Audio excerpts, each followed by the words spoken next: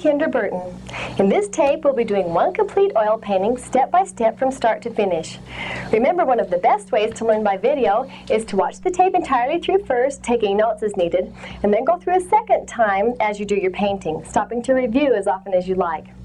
Also, if you adjust the color on your TV set to create natural flesh tones, you should be able to get an accurate color reproduction to help in mixing your paint colors. Let's take a look at the painting we're doing today. Here we have the beautiful golden quaking aspen. The sunny blue sky gives contrast to the warm yellow and gold colors of the autumn leaves, and the cool greens of the pine trees add a good color contrast. One of the most fascinating elements of this picture is the glowing white bark of the aspen trees, which nearly look three-dimensional. The soft autumn grass borders the rocky path that leads into the distant trees and gives an inviting finish to the completed painting. Now, the first thing we need to do before we begin painting is to make sure you have the supplies you need.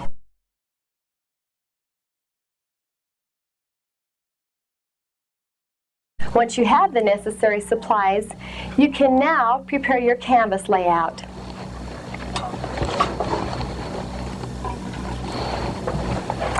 Here I've done the canvas layout with a thin wash of thinner, odorless thinner, and just a little touch of ultramarine blue.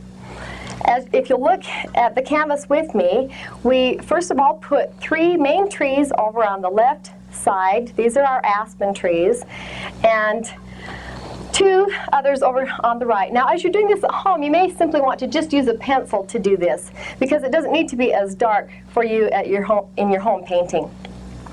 Also, I've marked where some of the pine trees go in here later on. And then the next thing that you'll choose is where to put your horizon line. Now, if you'll come about, it's almost about 1/3 of the way up from the bottom, you can come in here with the horizon line. This is a separation between the grass and the background trees in here. And go across, dipping a little bit toward the center of your canvas. The same starting over on the right-hand side, again dipping in. Now notice the path comes actually beyond that foreground grass here, and so it works its way back into the background. Then you can sketch on your path, and make sure these are kind of jagged edges here. You don't want this to be too smooth, and don't make it too rounded either. Make these lines fairly horizontal as you work your way back into the distance. Then block in some rocks. Here we have 1, 2, 3, 4 main rocks here. And the last thing I'm going to have you do as your canvas layout is to simply mark off where the shadows are going to be coming, because one of the neatest parts of this painting too is that it has those wonderful sunny shadows that come across the road. And this gives the impression of a real bright sunshine in the painting. Okay, after you've completed your canvas layout, you can now prepare your palette colors. First of all, we'll start with titanium white. Now you need to squirt out a whole bunch of this color, because on nearly every painting you use quite a bit of titanium white. Now one thing to remember is, if your titanium white is too stiff, you can always take a little bit of linseed oil and mix with it to make it just a little bit more creamy. Then the next color that we're going to move on to is cadmium yellow medium. An important thing to remember about this color too is there are several tones of cadmium yellow. You'll find medium, light, or deep, and you want to make sure you get the medium tone of this. Then we move on to cadmium red medium, and the same applies to this color. There are several tones, and you'll want to get the medium tone of the cadmium red. Then we need quite a bit of burnt umber. Here we have the burnt umber, and I do have quite a bit of that paint. Excuse me, this is burnt sienna. The reddish brown. The difference between these two browns is that this is kind of the reddish one, and then the burnt umber is the more deep dark brown. Then we'll move on to sap green. I know this color looks really dark on our palette, but it is a sap green, and it's, in fact, I'm going to pull this out just a little bit so you can see the kind of green it is. That'll give you a little bit better indication as far as the color that is. That is sap green. Then we'll move on to ultramarine blue, and I'll tell you a little something about this color too. Several of my students sometimes say, well, now do I get permanent blue ultramarine or French ultramarine? The color we're using today is actually French ultramarine, but The difference between these two colors is that the French is a little bit more purple, and so you can use either ultramarine or French as you'd like, and permanent is simply another color name for that color. Then we'll move on to one that's kind of a turquoise color. This is called cerulean blue, and it's spelled C-E-R-U-L-E-A-N. Cerulean blue, that's the turquoise one. And then the last color that I have here, and I've mixed this with a little bit of linseed oil because it was fairly stiff, is called cobalt violet. And this one we'll use on the shadow side as we mix the color for the shadow side of the really beautiful white aspens. Okay, you may find that the best way to keep track of mixing is to play these sections of tape through once with a pencil and notebook in hand so that you can write down the color combinations. And then go back through the tape again as you actually mix the colors. So the first color that we're going to mix today, we're going to actually have two tones of blue in our sky. We're going to start with a dark blue sky color, which we'll use, let's start with white. I'm going to pull it over by the ultramarine pile here. This is some white. Then we'll pull in a little bit of this ultramarine blue.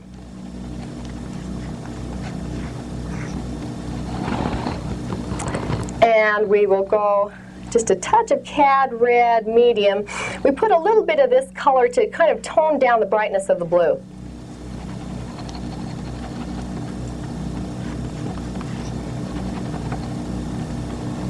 Okay, now once you have that, we may need a little bit more of that color. I'm going to grab some more white. And it's okay if you have this fairly dark as far as a blue color because it goes at the very top of your painting and it kind of creates a little bit of an arch shape over the top. So a little bit more blue, a touch more red. Now also when I say use just a touch, that means just a very tiny little amount on the very tip of your palette knife. Okay, now that to me looks like a pretty good color for the darkest blue sky color.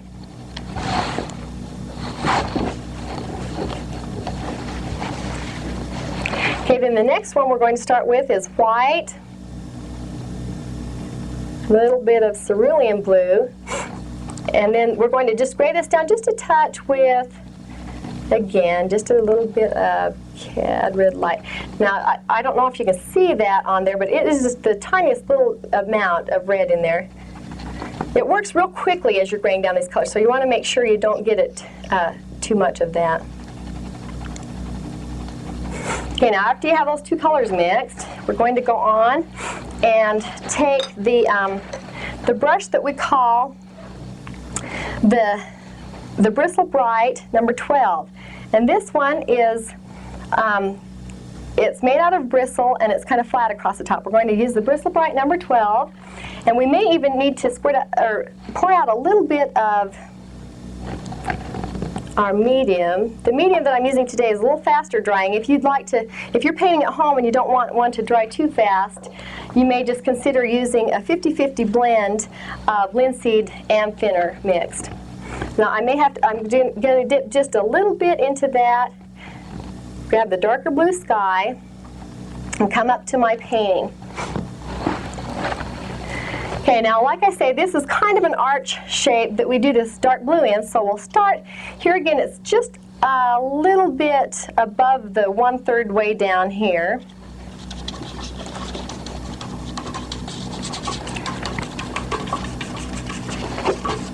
You want to leave a space for where your aspen trees are coming.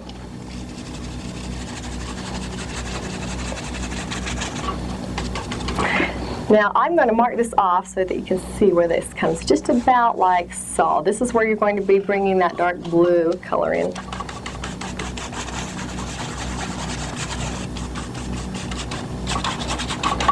Dip into more paint as needed. Now if it feels a little stiff, and this kind of does feel a little bit stiff, you can grab some more of your medium, which is simply, maybe for the sake of simplicity, we can just call oil. The medium, we could just call it our oil. So you want to grab a little bit of oil as you're painting if you find that your paint is too stiff. And just kind of scrub this in. My paintbrush is coming fairly perpendicular into the canvas. See, it's kind of coming straight on. Now I am working with a dry canvas. I know sometimes painters, as they paint projects, will prepare their canvas and make it wet, maybe with a white wash or something. This is actually a very dry canvas that we're painting on. Or dark blue.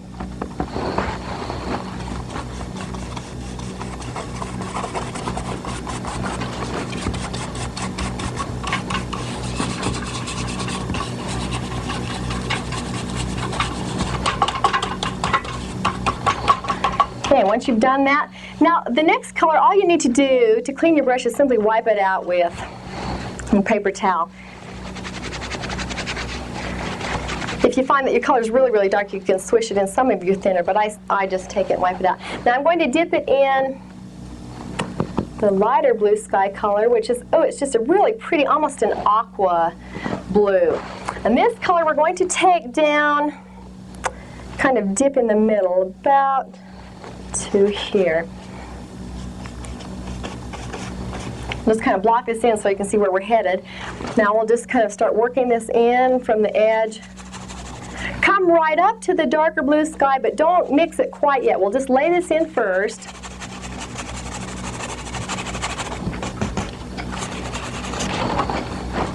A little bit more light blue.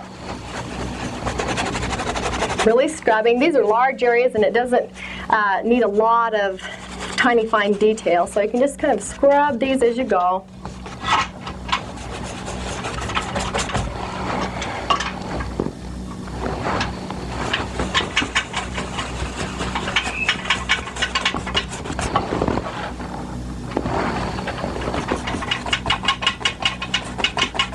Looks like we're going to need to tighten up our easel just a little bit here, if we can, make that more sturdy.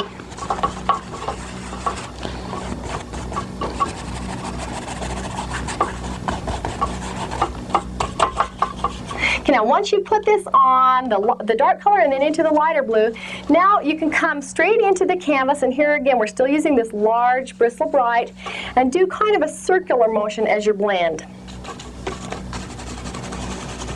You want to be able to create kind of a real soft blend so that you can't really tell where it changes from the dark to the light. You want a really nice soft blend between these two colors.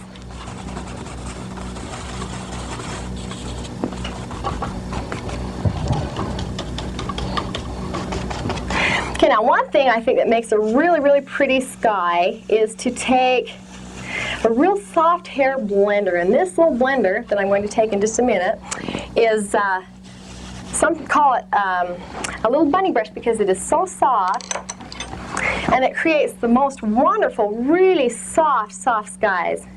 This is also good for seascapes too. It just really softens up the stroke. Now, sometimes you get a little hair, and I don't know if you can see that. If you do get a little hair as you're painting, and this happens quite often, whether your brushes are old or if they're new, sometimes you can lift it with the corner edge of your brush. If you're really having a hard time, you may take just the tip of your palette knife, and that'll help you get it off as well. See, there's another little straggler. Okay, so we're going to do just a really, really soft blend. I kind of do a circular motion in this, and then I'll go back very softly across.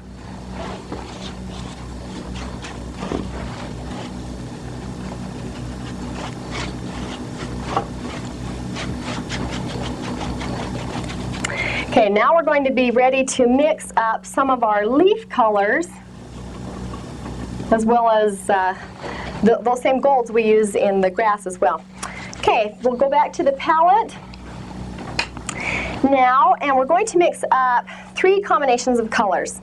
First of all, we'll have one that we call a yellow, which is really pretty much just kind of a light golden yellow. And I'm just going to pull it out on my palette a little bit out from the yellow. This one will have actually mostly white, a little bit less of yellow,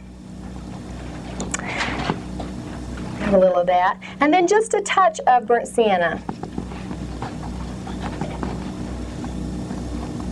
In fact, that might be too big of a touch. Just a little tiny bit.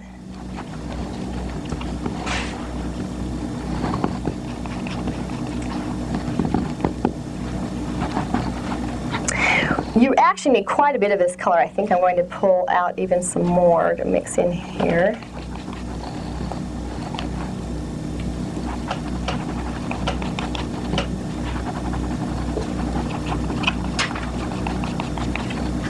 See, it's kind of a golden yellow, although it's fairly light. Maybe just a touch more yellow.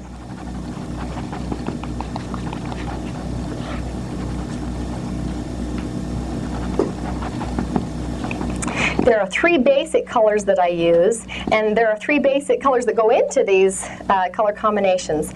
Each of these next 3, the yellow, the gold, and the rust, use a combination of burnt sienna, as well as the cadmium yellow medium, and the white at different degrees. Okay, now we're going to put another color right here that will be our gold color. So we're going to take here mostly yellow. Notice how this first pile was mostly white, then with the other colors in combination. The next one's mostly yellow with a little bit of white and then more sienna to create kind of a gold color. We're going to I need to remember to mix up a lot of these colors because you really do use quite a bit of these yellows and golds and the rust color. Now see, that needs to be a little bit darker. So we'll grab some burnt sienna.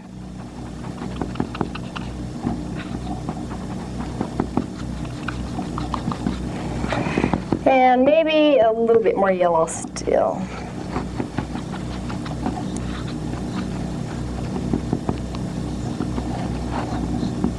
Ooh, yeah, I'm going to mix up just a whole bunch of this because we really do use quite a bit of it in our painting.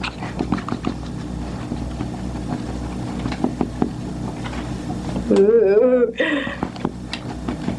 Sometimes if they overlap a little bit, it shouldn't hurt too much. Okay, now we're going to go into a lot darker color. This one is the one we call our rust. So this one then takes more burnt sienna, a little bit of yellow, and then just a touch of the white. Okay, in fact, more. We're going to need just a big ton of this color too.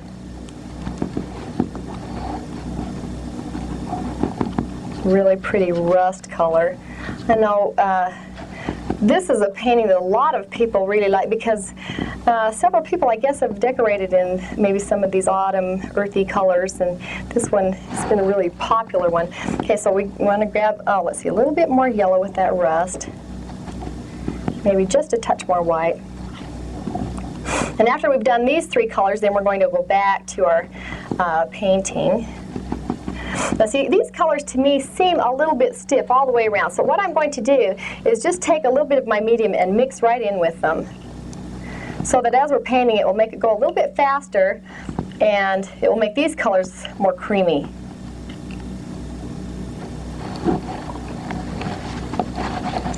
Okay, just mix those in, make them a little bit creamier so that when we get ready to paint, they'll go on more easily.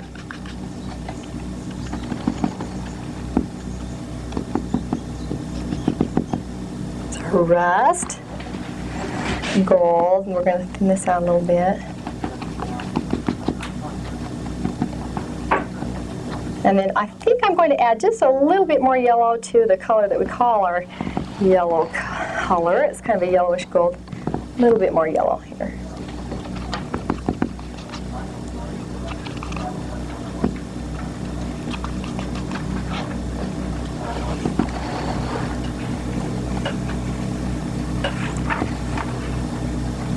Okay, now we're going to take our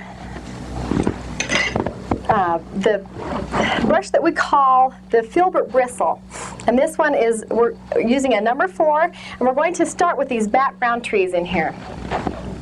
The first color we're dipping into is called our gold. Remember, we have those 3 combinations, the yellow, gold, and rust.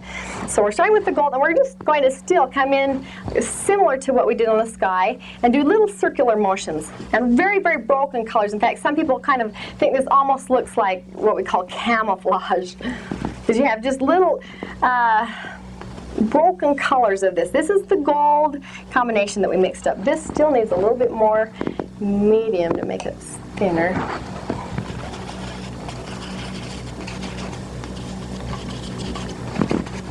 Now this gold you can take up to the top as well as the bottom. When we start working in our yellows, we'll keep the yellows approximately on the top half, and the rest's on the bottom half to keep it simple.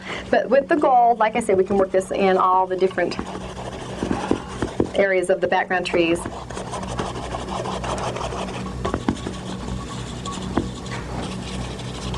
This little circular motions, this really isn't hard. I know sometimes people, when they start doing this, they think, well, now how should I do this? This is kind of confusing.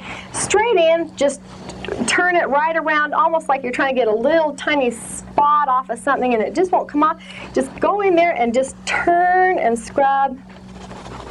I'm not using a real thin, thin consistency of paint. Actually, it's fairly, creamy, I guess is a good word for that. Okay, now that's about maybe as much of this gold color as we need. Now we're going to go on and just, here again, you don't need to really do a thinner cleaner of your brush. Just simply wipe it off in your paper towel. And we're going to go on into the color that we call our yellow color. Back up to the canvas with the yellow. And we're going, now this may be just a little bit too wet. You want to make sure you don't get too much oil or medium as you're painting this. Like I say, you want to keep it fairly creamy in consistency instead of too thin.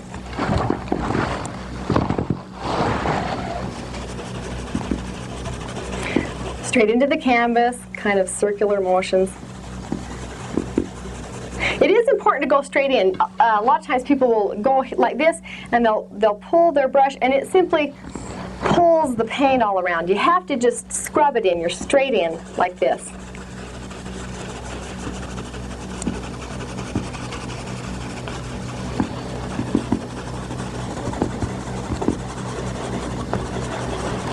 Boy, when you're done with this, you know you'll have good exercise on that wrist. You really have to just scrub this in and turn. A little bit more yellow. Now you can kind of bump this up as you go along here. These are background trees, and in fact we can pull a little bit up more like so, just to kind of give it variety. This is the tops of those background aspen trees.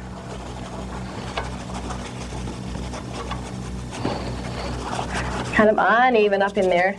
The very tops we do generally go with mostly the yellow color.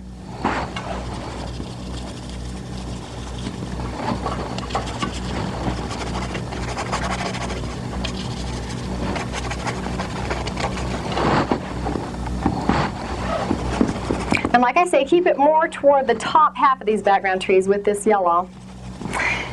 You can overlap the bark of your trees just a little bit as you need to, but you still want to leave them basically unpainted when we, for the step when we get to do the bark there.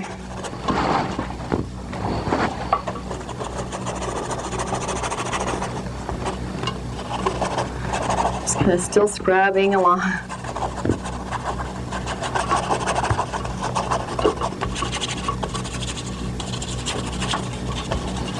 Okay, and after this, then we're going to go back and take some of our rust color, and we'll put this on, and you'll just see how this starts. It starts to take on shape. It starts to become a little bit more three-dimensional as you do this. I know at this point it probably looks like a little bit of a scrub of assorted golds and yellows, but as we paint, you'll see it really starts taking on dimension, and it is just so exciting to see it become not simply just colors on a canvas, but a real scene and some place that looks like a real place. Okay, now wipe out our brush again. And we're going to the darker rust color. Scrubbing again. You can put a couple of these little ones up in there a little bit higher if you need to, but basically we're staying toward the bottom half. Now, like I say, that path, as I explained in your canvas layout, it goes back into these dark colors. So actually, it goes past the separation of where your grass comes with the background trees.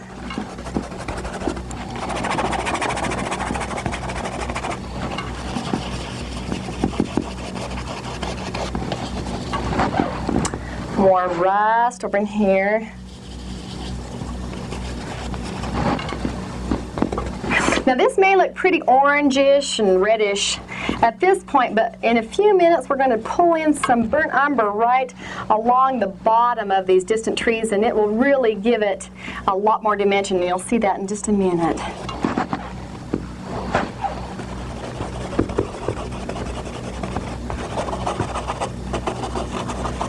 Scrubbing with our rust here again. Got your number 4 filbert bristle. The filbert, remember, it's a flat brush, but it's rounded on the top.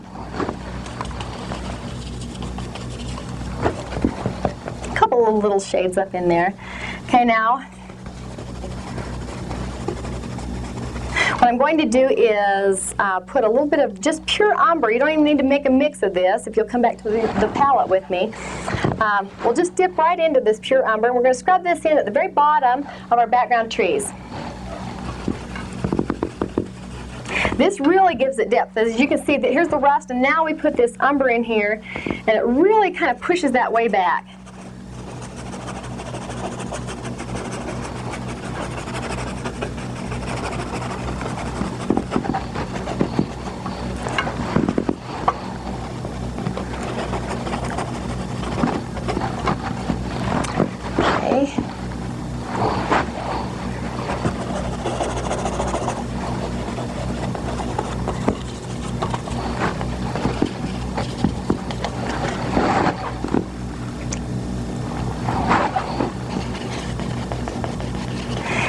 Dark, pushing those background trees way back in there. Now I think I may take just a blender just to soften these up just a little bit more before we go on to our grass.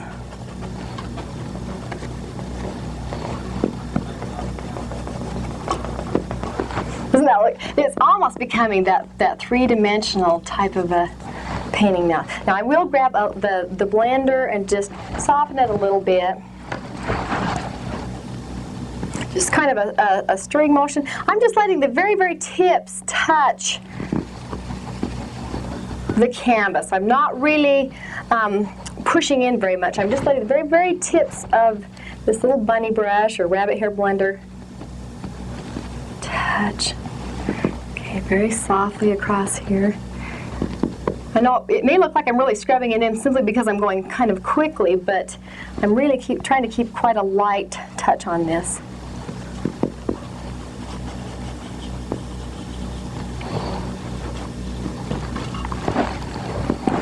Okay, now we're going to do our grass, and what we'll do is come back to our palette, and I'm going to dip in to the rust color and the umber color, and I'm going to mark off where my shadows come, because this is an important part of doing the grass. We'll have a shadow down from this big aspen right here, and it goes across the road, and as it goes across, it kind of dips a little bit. And on up to the other side. So keep in mind, as we're doing this, you should end up with 5 shadows because we have 5 basic big trees over here. Sometimes that helps to just count them. I know when I've taught this in classes before, sometimes we'll end up with 5 or 6 or 7 or different amounts. And so generally we want to have, the same amount of shadows as we have trees, of course. Okay, now you can go ahead and take this right across the road too if you'd like to. Like I say, dipping in the middle.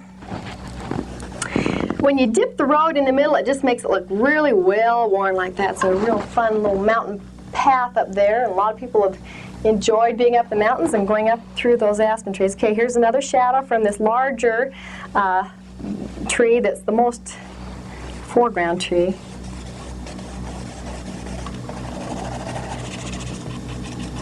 Now we've marked off those 3 shadows from the left trees. Now we'll just kind of go over and mark off where the ones from the right go. Just little short ones now. But in the end, you should end up with 5. 1, 2, 3, 4, 5 shadows on the right-hand side.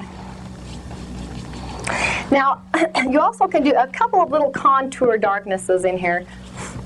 Remember, this color is a combination of our rust and umber that we're using. Just a couple of little contour lines to give some kind of nice folds to the grass.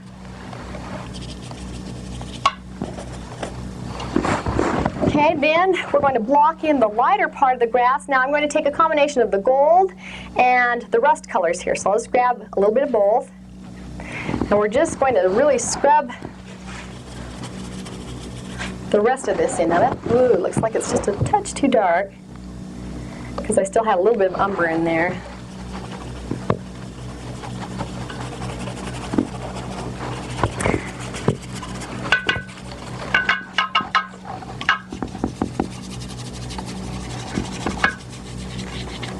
when you do the grass, you first block it in, and then I'm going to show you how to kind of pull it up with your fan brush. Just a minute. So this is what we call our block-in, the block-in of the grass. Using two different block-in color combinations.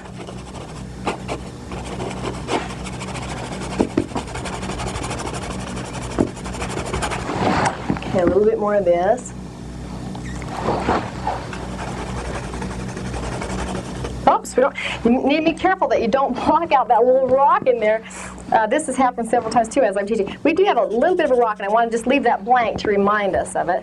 If it happens that sometimes you're painting along and boy, you just cover that right over, don't feel bad if you have to use a little paper towel and wipe it off, because that is what's so wonderful about painting with oils is that it is such a forgiving type of medium. I mean, if you make a mistake, you just wipe it off and start over, and it's really not that difficult, and that's one of a big reason why I like oil painting as well.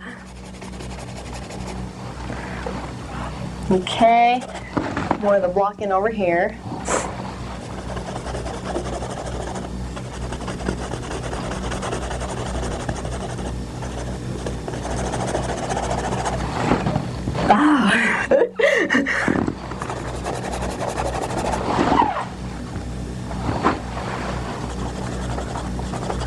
Okay, lighter grass block-in right in here. We may overlap some of those shadows just a little bit, but it's not going to be too much trouble if you can at least see where a few of them go. Right in here, scrubbing in this lighter grass color. Then we're going to, just about done blocking this in. Now we're going to take the fan brush next in just a second. I'm going to get this all covered first. And then we're going to pull up some grass texture in here. And that's what kind of gives it a real nice grassy look, is that fan brush. Okay, so once you block that in, then we're going to switch brushes to the fan brush. I don't know if you can see this on the palette. Here's what our fan brush looks like. This is a bristle fan that I'm using, so it's pretty stiff. You want to use the bristle fan number 4. And then we're going to dip into a little bit of the oil so we can thin this down a little bit. Now this is kind of important to get this a little bit thinner than the creamy kind of texture that we've been working on before. Now I'm going to take, well, I'll tell you what, I think it'd be easier just to start with dark. Let's go back into the darker rust color to start. Now I'm going to pull up little grassy texture from the shadowy areas. Okay, so here's the dark. I'm just going to pull up or pull down. You can take it either direction. And sometimes you like to curve it. I don't know if you can get in a little closer on this. And sometimes you may like to curve it or simply pull it up. You can work a lot of different ways with this fan brush, and it really can create some fun looking realistic grass. Now see how that kind of pulls in some of that grassy texture. It's kind of harder to see the darker grassy texture. Once we get into the lighter colors, you'll really see a nice grassy contrast. So I'm pulling up those shadow colors, pulling down a little bit, and like I say, flipping it up a little bit too if you need to. And again, maybe a few for contour.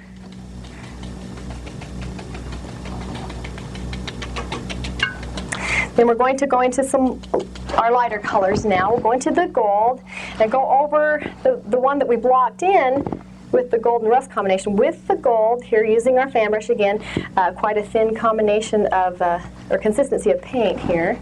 Okay, now we're going to go back over the lighter blocking color of the grass. And here you can pull or you can touch, anything that's going to give you a real nice grassy kind of a texture in here. I'm going to kind of almost push up right in here. See against that dark how nice that makes it look very grassy. Here again, this is the gold color we're using. Just get a little bit of texture in there. When we paint on 1 hour, it feels like we're going 100 miles an hour.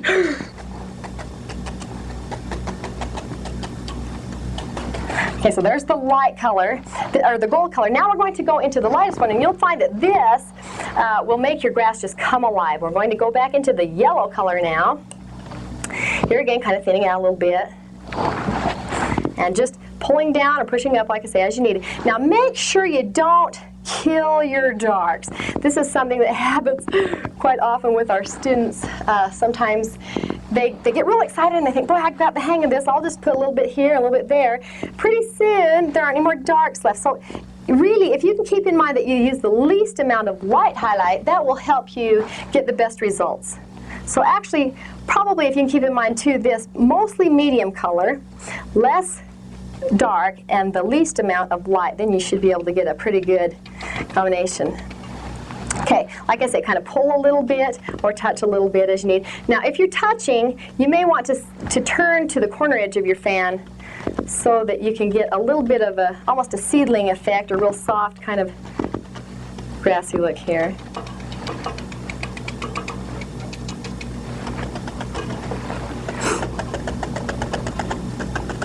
Okay, here again, push up against the dark. See how that shows up? That light really has a good contrast against the dark in there. Now while we have these colors on our fan, I'm going to slip back up into those background trees and give them a little bit of texture. So let's go back into the gold color. And simply go back and forth, like I say, mostly with the corner edges. If you can see this, I'm using the corner edge or the other corner edge to just kind of tap on a little bit of texture to give it kind of that leafy look. Okay, a little bit over in here. I know. Whoa, okay. Oh, kind of a wiggly easel there. Put a few more little leafy textures up in there. Okay, now I'm going to have you mix a couple of new colors so that we can do the tree bark. Now this is one of the funnest parts of this painting, and it is also probably one of the most intricate. So what I'm going to do is give you a sample on the largest tree, and then we'll pause so that you can do your others simply in the same way, and then we'll continue on from there. So to start, we're going to mix up a lavender gray color, which will go on the dark side, and an off-white, which will go on the light side. Okay, for our lavender gray, we're going to take some of this color that's the cobalt violet. This is a really, really pretty purple color, even just plain without anything else in it. Okay, take some burnt umber. And then you need some white. Now, since this is kind of a lavender gray color, you really don't need as much white as you might need if you were doing one of these lighter colors. You don't really want to have this too lavender, even though we use the purple. Sometimes people will get them very, very purple, and then I don't feel like they look quite as realistic. Okay, so that is still, to me, a little bit on the purple side, so I'm going to take a little bit more of this burnt umber and work in here. Maybe put a little bit of our medium in with it so it'll be a little smoother as we paint. And I'm going to take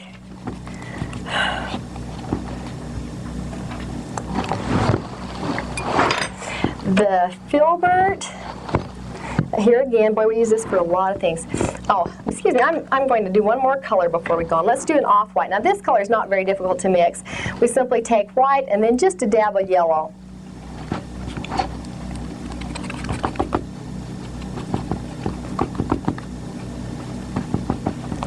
And again, need to thin this out just a little bit more.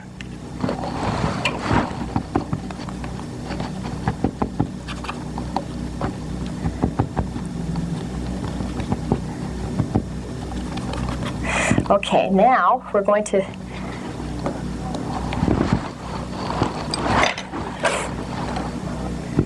move quickly here. Okay, now here's the dark side. And remember where your light's coming from. It's coming from the left, so you need to do the dark side of your tree on the right. We're just going to block this in, and you want to come about half and half. So this is going to be halfway toward the center. Now, if you're painting with wet paint, you may all in one like this, you may find that it's picking up some of your golds. A lot of times when we do this one in class, we'll split it up into different weeks, and so that we can let some of this background color dry. If you're painting at home and you wonder where's a good place to stop and take a rest, this would be a good place between the background and the tree. Okay, so I'm going to pull this up, extend it clear to the top.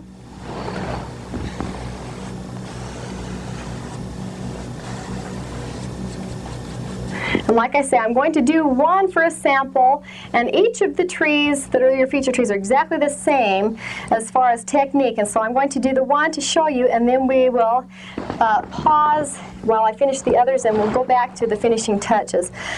Then we will, now between these colors you will want to swish this out in some of your thinner. Boy, now that makes it really dirty. But you do want to have the next color become very, very light and white, because that's what's really going to give the glow to those aspen trees. Now you take the light color. We'll just start right here at the bottom, working our way up.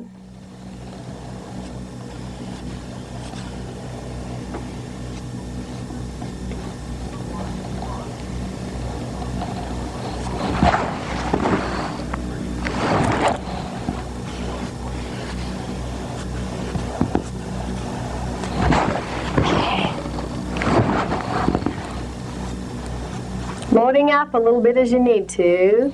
That white right up in there.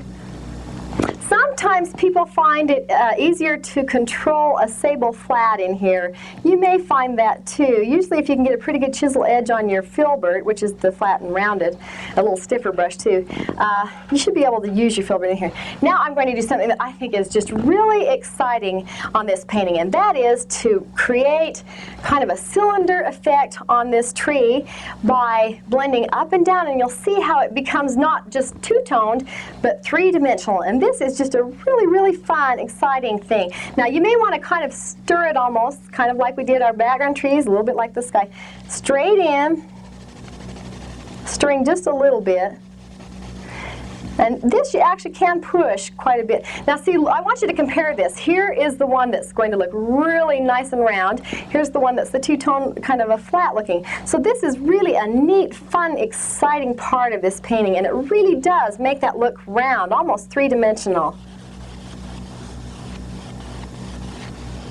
Ooh. Now you need to be careful that you don't overlap your white too much. Maybe if you do, you can add just a little bit more white in here.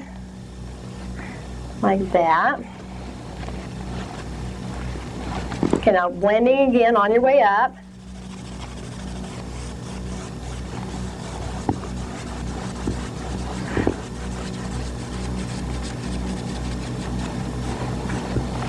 Okay, then I'm going to take a small detail brush and do some little markings on the bottom. And with this, you just don't have to make this hard at all. You just get in here and just lay on some color and just make all kinds of fun little markings.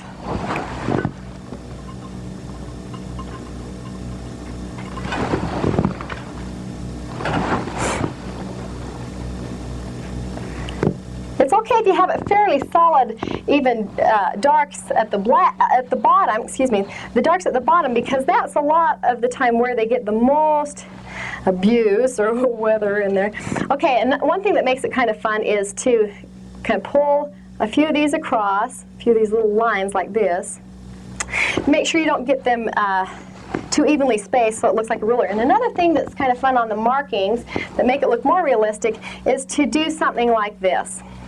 I don't know if you can see this very well, but to do kind of, it almost looks like an eye like this, little dab in the middle. And you can even put some little bags above and below, little eyelids, that kind of thing. That actually, you see quite a few of those. They're kind of like little knot holes on your aspen trees. Okay, a few more little markings. You know what's fun too? Sometimes people, when they do these, they'll put their little initials in here too, which make it kind of fun, because a lot of times you do see those right up in the mountains. Okay, on up the bark of this tree, a few little markings. As you get a little higher, you don't have to be quite so concerned. Okay, so now that should give you a pretty good idea of how we achieve the technique that we do And the results that we do. Now we're going to pause for just a minute, and I'll complete the rest, and then you, as you do yours, you can do them simply maybe turning this back and completing your other trees, and then we'll come back and finish our painting.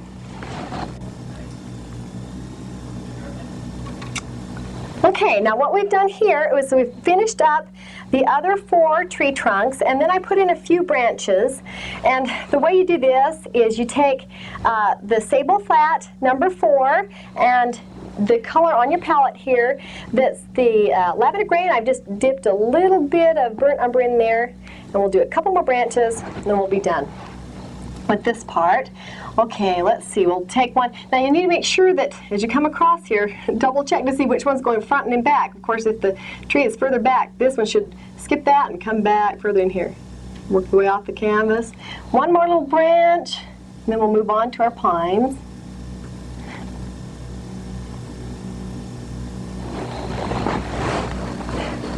Oh, I want to put a few little tiny little indications of some distant trees in here. You can again use this same brush. This kind of gives it a little bit of distance.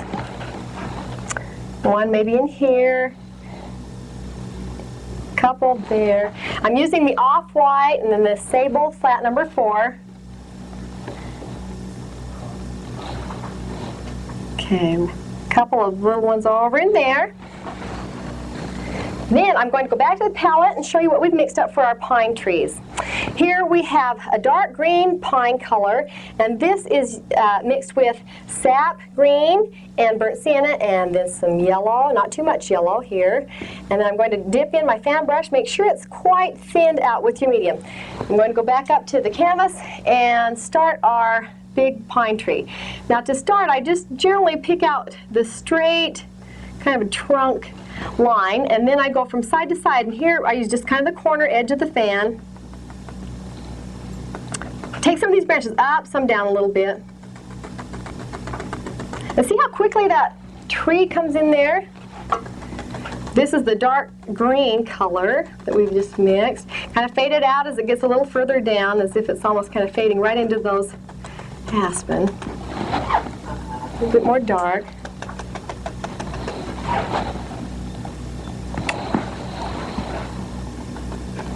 Okay, then a little tiny one right in here. Here again, corner edge of your fan. Another one. A little bit more dark color. Now I'm just going to highlight it real quickly with the combination of white, and then we've used cad yellow, medium, and then a little touch of sap. And this is our highlight color. This will give three-dimensional look to these pines. Can you see how that really makes those little branches and those pine needles poke right out there? A couple of highlights over in here. Change directions, as I say. Now take your little sable flat, put a little trunk right in there. You don't really even have to worry about them in the other ones. Okay, then we're going to really quickly block in our path, and I'll go to the palette and tell you what we've mixed up for that too. Take your 2 browns, which is sienna and umber, with white and a little bit of yellow. I'm just going to block in this really quickly with this great big brush. See how fast this goes. Really scrub that in. You kind of want to keep in mind where those shadows do come. See how quickly this goes. We're going to block it in, and then we're going to do some texture with the palette knife in just a minute.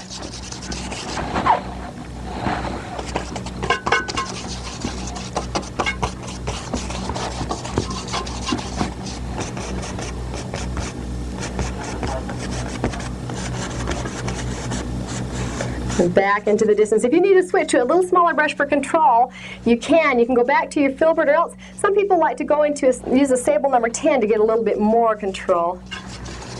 Okay, now that's blocked in. Now I'm going to take the filbert number 4 bristle, and I'm going to go from the sides and pull in just simply straight burnt umber to give this a little bit of contour from the sides, and I'm also going to block in the rocks with this color.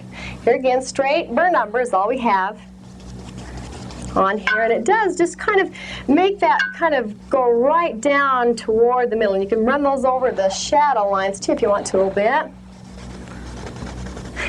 Okay, from each side edge. You don't need to do these contour lines in the middle. It's basically on the outside. Okay, and then we're going to take that same pure umber, blocking those rocks. You can still keep this filbert number 4. Burnt umber is our color for the block in. Kind of make these rocks interesting shapes.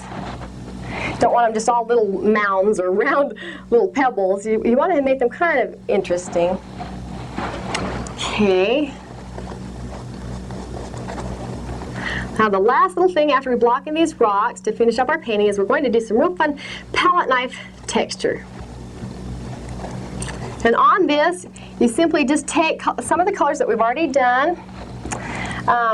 For texture, we are going to take our palette knife, if you come down the palette, grab some of this color that we did block in with. I'm just going to lay that on there.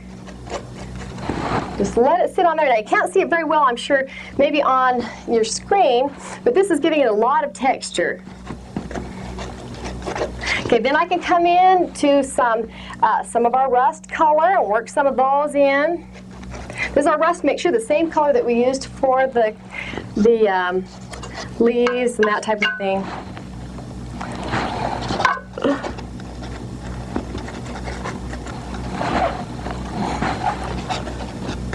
Okay, take some gold.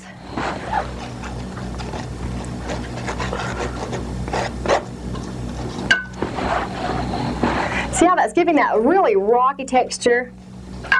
Now I'm going to take some off-white to finish it up, and that'll really add some nice texture in here. See how that adds sun to the road? And the last little thing I'll do is touch it off with some leaves. And to do these little, let me highlight these rocks real quickly. We'll just kind of pull some of those light colors in on the, here again, the left-hand side of the rocks. Highlight those. And then we'll grab the tree brush. Here's what it looks like. This is our old tree brush. Go into the medium color. And we're going to just finish this up. I'm sorry, I kind of got ahead a little bit, but I'm going to just touch on here. Now, you want to make sure that these are very, very thinned out consistencies in your gold colors. Touch, touch, touch. That's all you have to do. You want to create the impression of just little tiny dots in here. And this goes really quickly, too, with this fun little, what we call the tree brush. Also, make sure you have very thin consistency on your colors. Keep in mind, too, you do mostly medium color, a lesser amount of dark, and then the least amount of highlighting. Okay, a few maybe even over in here.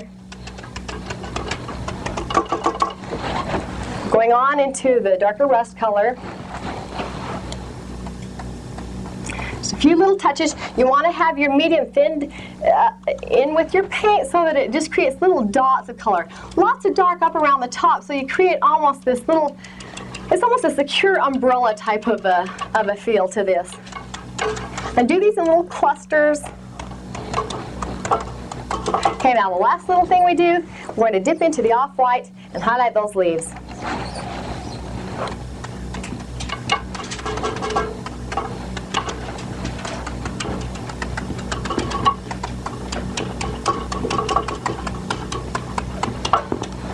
A few down here, a few back in the back. Okay. There. That completes our painting of the golden quaking aspen. It's almost as if you could walk right down that path with a clear blue sky overhead, surrounded by the flutter of golden aspen leaves whispering in the cool autumn breeze. Thanks for joining me. And we hope that you'll join us again for other paintings in this series, which include Teton and the Pines, the Sunset Seascape, Country Field and Barn, and the Misty Green Forest. Remember, the key to successful painting is having the desire to do it. And once you have the desire, you've already accomplished the most important part of painting.